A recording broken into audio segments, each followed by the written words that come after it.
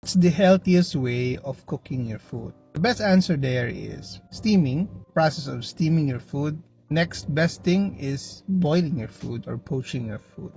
Steaming is the way of cooking your food without use of any other components like your oil. It retains the natural nutrients of the food. So you could steam chicken, you could steam vegetables, and still maintain the good amount of nutrients like your vitamins, as well as maintaining calorie dense food preparation.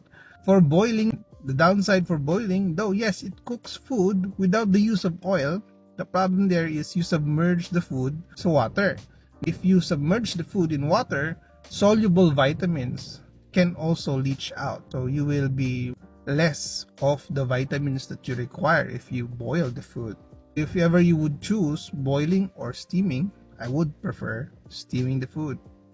Now, siguro magtatanong kayo, Dok, paano yung air fryer? Air frying your food is giving you another alternative from deep frying because don't need oil to cook the food. Ang ginagawa dyan is convection as the mode of heating the food. However, please do take into consideration the food that you are cooking using an air fryer. For example, if you're cooking chicken nuggets or you're cooking processed foods like hot dog, longganisa on your air fryer, it still doesn't count as healthy because it's highly processed food, and best if you cook anything, it's coming from whole foods. Those are some tips on how to cook and choose the right way of cooking your food. Yun lang naman. Bye-bye.